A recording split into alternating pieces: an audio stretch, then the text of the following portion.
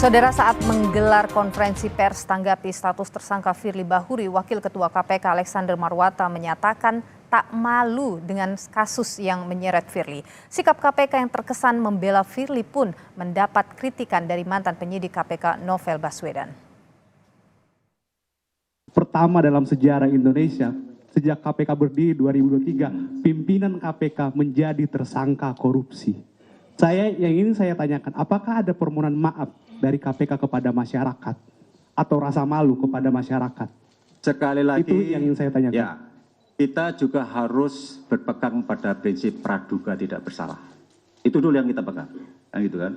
Apakah kami malu? Saya pribadi tidak. Ya, karena apa? Ini belum terbukti,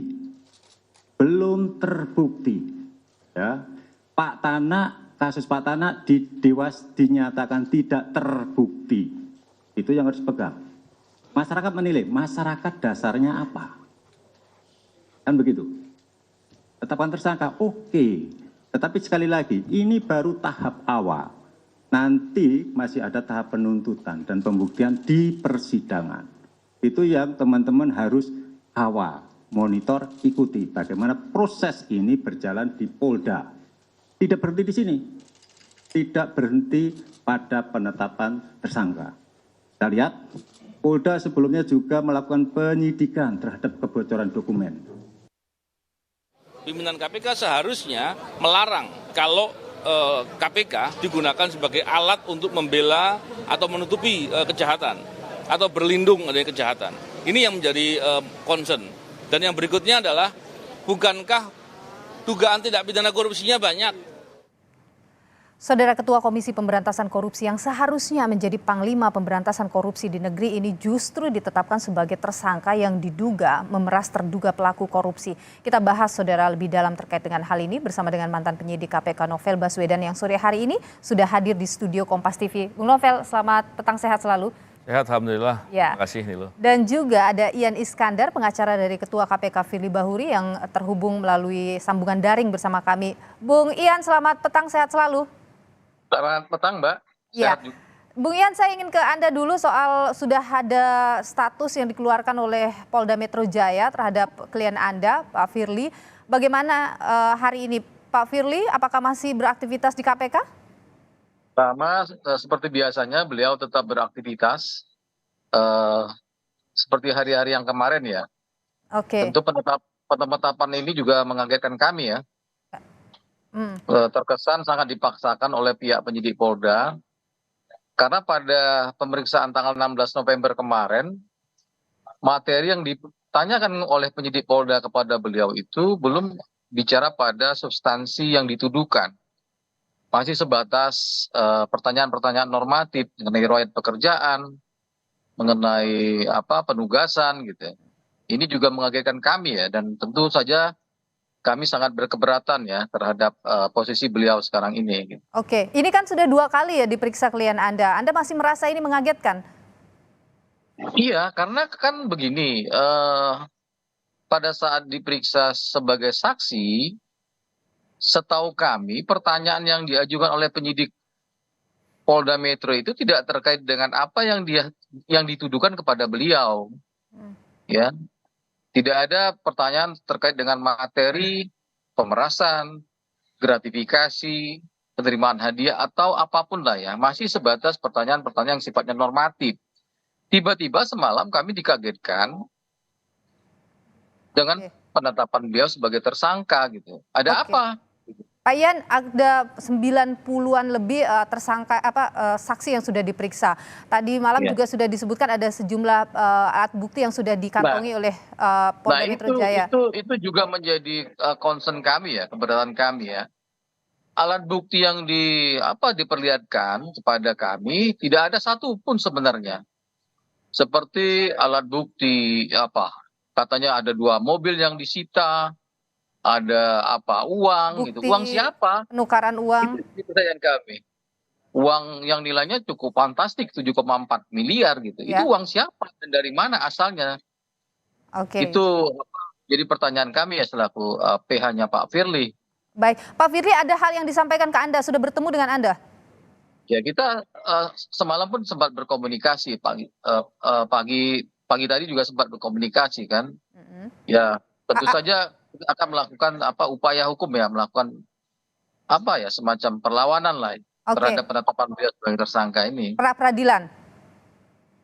Bisa saja upaya itu yang akan kita tempuh ya. Oke, tapi Pak Firly ada di Jakarta hari ini. Ya tentu beliau tetap di Jakarta, tetap dia Oke. bekerja seperti biasa, melakukan Baik. tugas-tugas rutin beliau ya. Oke, jadi ini ada Pak Yan, saya tahan Anda di sana, saya ke Bung Novel dulu. Ada perlawanan ini yang dilakukan oleh pihak Firly Bahuri. Ada sejumlah hal yang dicurigai karena ini terkesan dipaksakan, kemudian tidak jelas soal alat bukti dan sebagainya. Anda sendiri menilai bagaimana penetapan tersangka yang dilakukan oleh Polda Metro Jaya? Ya, jadi begini, kita melihat dari dua konteks. Konteks yang pertama dari konteks pribadi. Tentunya penasihat hukum konteksnya membela dia sebagai pribadi. Kalau saya dalam konteks adalah mantan pegawai KPK, aktivis anti korupsi, dan orang yang concern terkait dengan upaya pemberantasan korupsi. Ketika melihat hal itu, tentunya saya tentunya sangat khawatir kalau kemudian orang yang diduga berbuat kejahatan tindak pidana korupsi ada di KPK dan kemudian terus melakukan tugas-tugas yang itu bisa berdampak, artinya bisa mengganggu kepercayaan publik kepada KPK, bisa kemudian menggunakan kewenangannya untuk berbuat kejahatan lagi atau apapun itu. Jadi apa yang dilakukan oleh Polri hari ini, kemarin ya, itu saya kira tepat sekali. Bahkan kalau menurut saya seharusnya bisa dari sebelumnya. Tapi apapun itu tentunya saya pribadi apresiasi yang luar biasa kepada Polri yang berani mengambil sikap yang objektif dan jujur. Tapi saya yakin ya, namanya kejahatan tindak pidana korupsi yang berupa pemerasan, kalau itu benar dilakukan oleh Firly Bahuri, tentunya kita harus melihat bahwa kejahatan pemerasan itu levelnya yang paling tinggi. Oke. Kalau orang sudah berani berbuat kejahatan pemerasan, saya yakin sudah sering berbuat yang lain. Anda menduga? Saya yakin, saya menduga seperti itu. Oke. Dugaan saya pada level keyakinan, karena saya punya banyak pengalaman menangani perkara tindak pidana korupsi. Dengan begitu tentunya penyidik harus berupaya untuk melakukan pembuktian apabila ada perbuatan lain-lain. Dan juga begini, kalau namanya perbuatan itu diduga sering, tentunya orang berbuat korupsi kan bukan iseng, tapi ingin mendapatkan harta kekayaan.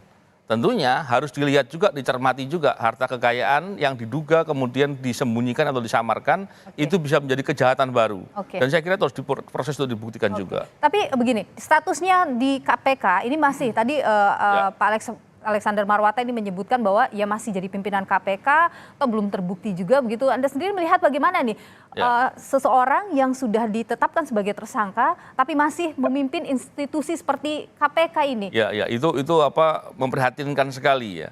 Apalagi Alexander Marwata ini kan sudah sering sekali menunjukkan sikapnya secara pribadi berpihak sekali kepada Firly Bahuri. Jadi kalau saya sih tidak pernah memperhitungkan apa yang dikatakan oleh Alexander Marwata. Saya justru malah prihatin, kenapa? Karena level pimpinan seharusnya tahu apabila ada indikasi adanya perbuatan yang menyimpang, perbuatan koruptif, apalagi perbuatan itu diduga tidak pidana korupsi. Dan juga saya yakin namanya perbuatan korupsi itu tentunya tidak mungkin diperlakukan sendiri. Jadi saya khawatir kemudian ada upaya-upaya untuk menutup-nutupi. Apa yang terjadi? Ada kolektif perbuatan serupa? Walaupun tidak selalu harus kolektif yang terstruktur atau sistematis begitu. Tapi tentunya untuk mengakses informasi, kan namanya berbuat korupsi berupa pemerasan atau suap, itu kan pasti berkaitan dengan informasi, berkaitan dengan kewenangan, penggunaan kewenangan yang kemudian disimpangkan, hal-hal begitu yang dilakukan. Dan itu nggak mungkin sendiri. Jadi saya khawatir sikap-sikap pembela ini kemudian menjadi ada konflik of interest yang dilakukan bersangkutan. Yang kedua begini, kita lihat contoh kasus pimpinan yang lain yang sebelumnya, yang itu perkara-perkara atas kriminalisasi. Itu tidak pernah mereka kemudian menggunakan KPK untuk pembelaan.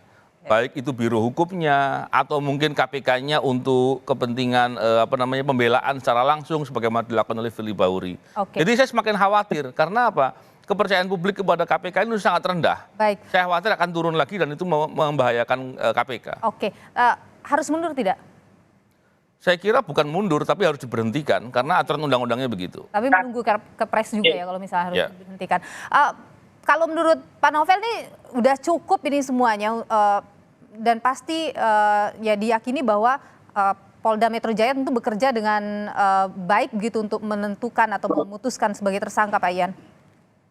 Ya itu kan pendapat Pak Novel ya yang sangat tendensius dan subjektif ya terhadap kepemimpinan Pak Firly. Dari awal kan beliau sudah sangat sering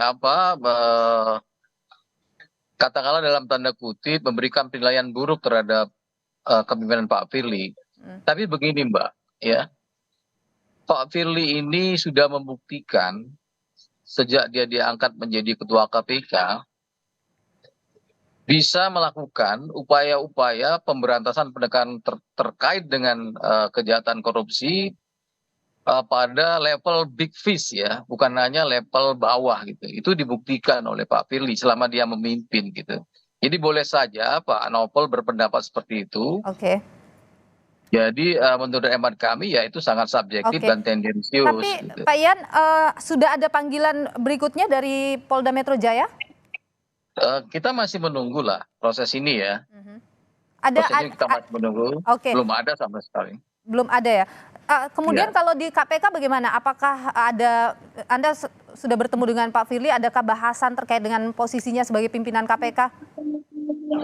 Ya kita masih mempertimbangkan langkah-langkah yang terbaik lah untuk melakukan perlawanan terhadap penetapan beliau sebagai tersangka gitu. Oke, tidak ada rencana aja, misalnya untuk mundur sebagai pimpinan Oh KPK? nggak ada.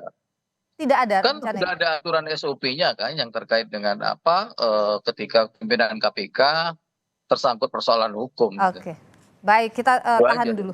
Kita tahan dulu di sana. Kami akan lanjutkan perbincangan ini usai jeda berikut ini. Tetaplah bersama kami. Saudara, Dewan Pengawas KPK akan mempercepat sidang pelanggaran kode etik terhadap Ketua KPK Firly Bahuri menyusul penetapan Ketua KPK Firly Bahuri sebagai tersangka oleh Polda Metro Jaya.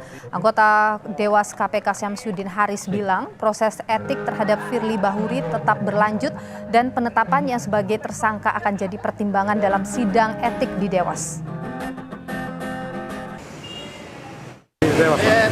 Tentu tetap lanjut. Ya, di sana kan pidana, di kita etik. Apakah akan dipercepat atau seperti apa Pak nantinya? Bisa jadi kita percepat ya, sebab penetapan sebagai tersangka itu menjadi bahan juga rujukan bagi Dewas untuk dugaan pelanggaran etik. Kita lanjutkan kembali perbincangan kita, saudara, bersama dengan Novel Baswedan, mantan penyidik KPK, dan juga ada Ian Iskandar, pengacara Firly Bahuri. Saya ingin ke Bung Novel dulu. Jadi Bung Novel, kalau misalnya ini kan sudah ditetapkan tersangka, tapi belum ada pemanggilan ini prosedurnya akan seperti apa? Ya, tentunya proses ini kan proses penyidikan. Pada saat penyidik memerlukan keterangan tentunya akan melakukan pemanggilan. Tapi yang menarik begini, saya ingin mempertegas beberapa hal yang disampaikan oleh penasihat hukum tadi juga. Bahwa seolah-olah ada orang-orang yang memojokkan Firly Bahuri.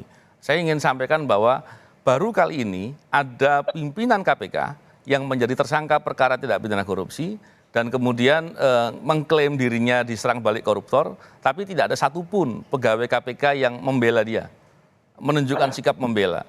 Dan tidak ada juga kemudian aktivis anti korupsi yang membela. Ini klaimnya sepihak, baru kali ini. Ini menarik kan. Yang kedua adalah kita bisa lihat hari ini kawan-kawan IM57 melakukan aksi di depan gedung KPK dan kemudian disambut oleh pegawai KPK. Ini menarik sekali karena penetapan tersangka Firly Bahuri ternyata disambut riang gembira oleh banyak pegawai KPK. Kebetulan tadi saya sholat asar di kantor KPK dan saya bertemu dengan banyak pegawai KPK dan berbincang dengan mereka. Ini hal yang luar biasa. Tentunya kita berharap dengan proses penyidikan ini bisa betul-betul memeriksa bukan hanya Firly Bahuri, kalau ada pihak lain mesti diungkap. Anda Tapi yakin satu hal ada pihak lain? Saya menduganya seperti itu perlu diperiksa karena secara teori nggak mungkin ada dilakukan sendiri. Yang menarik begini, ini satu hal yang menurut saya belum pernah disampaikan oleh Firly Bahuri maupun penasihat hukumnya. Kenapa nggak kemudian justru malah bersikap kooperatif, terus kemudian membuka kalau ada pihak-pihak yang terlibat. Semoga dengan begitu hukumannya bisa lebih ringan gitu kan. Dan juga bisa sedikitlah mengobati bahwa ternyata Firly Bahuri ini punya komitmen loh walaupun setelah menjadi tersangka kan begitu. Ini menarik kan, kalau itu dibuka tentunya kita berharap di KPK-nya juga bisa dibersihkan. Karena kalau KPK ternyata justru ada orang-orang yang masih berbuat korupsi, Ini sulit sekali meletakkan Tapi kan harapan pemberantasan korupsi di perbuatan KPK. ini belum diakui oleh pihak Firly Bahuri ya. Ini itu statement yang sementara kita tadi terima. secara nggak langsung penasihat hukum mengakui karena meminta pemberinya juga diperiksa. Gitu. Oke, Bung Ian, jadi ini Anda tadi menyebutkan soal perlawanan, apa langkah lanjutannya itu? Perlawanan seperti apa? Sudah disiapkan dari sekarang kah? Saya juga ingin mengklarifikasi ya terhadap insinuasi dari saudara Novel Baswedan sejak dari awal seolah-olah tidak ada yang baik terhadap Pak Firly ya. Semuanya jelek ya, semuanya buruk. Ya, itu klaim dia sendiri kan. Oke, apa hal baiknya Seolah-olah mungkin tidak bisa ada yang- diklarifikasi di sini? Yang Iya, ingin Anda pertama, sampaikan. sepanjang kepemimpinan beliau banyak kasus-kasus besar yang diungkap oleh beliau. Gitu. Oke. Bukan Dan oleh tanpa pandang beliau, bulu. pegawai KPK yang melakukan itu, bukan pimpinan. Enggak, jadi begini Pak, tetap itu kan konteksnya siapa yang memimpin. Ya, masa Pak Firly tidak ada baiknya di pandangan saudara gitu ya. Selama beliau memimpin, masa beliau dianggap momok yang sangat menakutkan? Enggak Itu salah menakutkan sih besar. enggak, tapi saya nggak pernah menemukan. Kan saudara Novel juga kan pernah kan menuduh beliau ada affair sama salah satu seorang selebriti, ternyata itu kan tidak betul kan, itu fitnah Oh kepada tidak, saya beliau. nggak pernah menuduh, saya cuma melek aja. Dan itu kan diklarifikasi oleh saudara sendiri kan terhadap Pak Firly gitu waktu itu. Oke.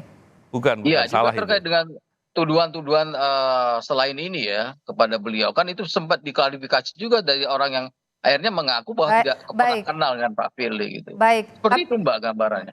Ya, saya kira kita cukup harus inilah ya, harus adil dan jujur juga ya, bahwa selama kepemimpinan Pak Firly ini banyak gebrakan besar, banyak pemberantasan korupsi Oke. yang pelakunya itu ya, termasuk salah satunya adalah mantan SEL ini gitu.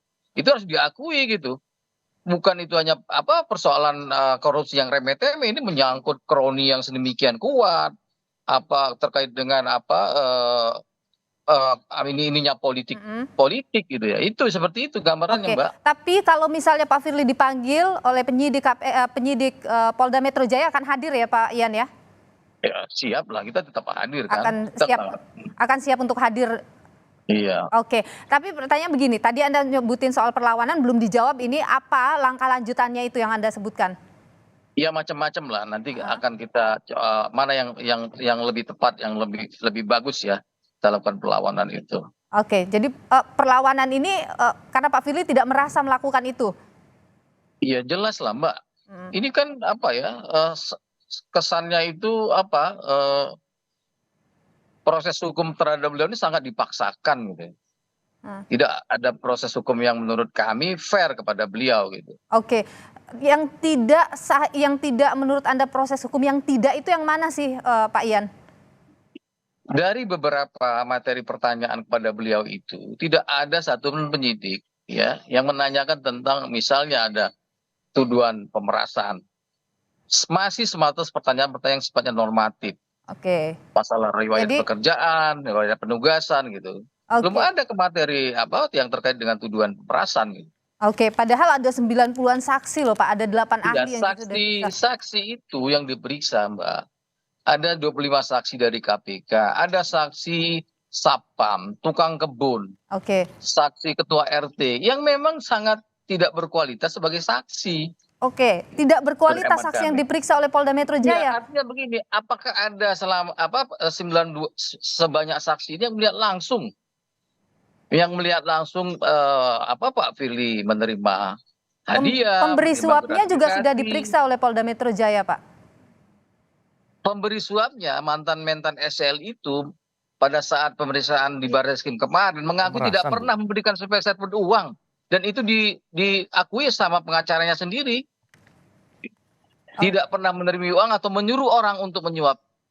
Itu diakui kok sama pengacaranya Pak SEL gitu. Pasalnya ini luar biasa Pak Ian, sampai hukumannya seumur hidup. Iya, kita paham, sangat paham. Kita sangat paham tuduhan terhadap beliau, pasal yang dituduhkan kepada beliau. Oke. Jadi clear ya, dari yang mengaku memberi suap itu sendiri mengklarifikasi bahwa beliau tidak pernah memberikan sepeser apapun uang kepada Pak Firly. Oke, baik. Menyuruh orang pihak ketiga itu diakui sama pengacaranya Pak SYL. Kok Oke. tahu-tahu Saya tahan di sana dulu. Ini Pak Firly dijadikan tersangka gitu? Kan kontradiktif ini. oke, bagaimana Bung Novel? Ada apa Oke. gitu? Jadi begini, kalau saya memandangnya begini. Yang pertama tentunya perkara pemerasan terhadap orang dalam perkara tindak pidana korupsi ini perkara yang sebetulnya riskan ya. Kenapa? Karena orang yang diperas adalah orang yang bermasalah juga. Dalam hal konteks kalau KPK berarti diduga pelaku tindak pidana korupsi. Biasanya kalau ada kasus pemerasan yang didahulukan kasus pemerasannya. Karena kalau dibiarkan kasusnya yang pelapor atau korban pemerasan ini diproses terlebih dahulu, maka ada relasi kuasa di sana. Oke. Sehingga ada peluang orang-orang tertentu yang punya jabatan, punya kekuasaan bisa menekan dia. Oke, Dan Anda ini akan menduga mungkin mempengaruhi. SYL ditekan sehingga Saya nggak tahu, tapi bisa jadi itu terjadi. Tapi inilah yang Itu kan gambaran. Jadi asumsinya melihat Pak Novel melihat ya. perspektif Ini kan tadi, kita bicara fakta kita harus ya, pahami fakta. itu. Karena saya Kita banyak bicara nangani kasus fakta. pemerasan, Fakta kasus yang- pemerasan yang tidak pidana terjadi korupsi Baik. itu yang selama ini. proses penyidikan kepada Pak Firly. Dan Fakta ini yang harus terjadi dilihat ya. adalah saksi-saksi yang diperiksa oleh penyidik Poldas, saksi-saksi yang sangat tidak relevan dengan Oke. tuduhan Enggak, kepada saya kira beliau, ini gitu ya. menyesatkan ini. Oke. Penyampaiannya Enggak, juga itu dia fakta, berupaya Pak. mempengaruhi Itu yang kita fakta, Pak bicarakan. Novel, ya. Oke. Fakta ya. Ada ketua RT, ketua RW, ada Oke. tukang kebun baik, yang kita tahan Bung Ian, terima kasih. Kita tahan dulu. Ya. Sekarang ini Jadi begini. Polda Metro saya Jaya mau harus sampaikan apa dulu. singkat saja, mungkin kita terbatas waktu. Oke, saya menyampaikan soal pemerasan ini mestinya pemerasan didahulukan karena itu ada relasi kuasa. Kalau dibiarkan dia bisa memaksa menggunakan kekuasaannya untuk mengancam. Yang kedua, di mana-mana kalau proses penyidikan itu kalau tersangkanya tidak kooperatif, biasanya tidak terlalu banyak dikonfirmasi dalam pemeriksaan. Baik. Karena apa? Tersangka berhak berkata bebas. Oke. Boleh berbohong, boleh menyampaikan apapun, sehingga penyidik akan melihat bagaimana dia Oke. kooperatif apa tidak. Yang jelas kita Biasanya akan tunggu begitu, tentu ya. saja bagaimana kerja Polda Metro Jaya Ya. setelah menetapkan Firly Bahuri sebagai tersangka. Terima kasih Bung Novel Baswedan, Baik, mantan penyidik terima KPK. Bung Ian Iskandar, pengacara dari Firly Bahuri. Terima kasih atas perspektifnya di Kompas Petang. Sehat selalu Bapak-Bapak.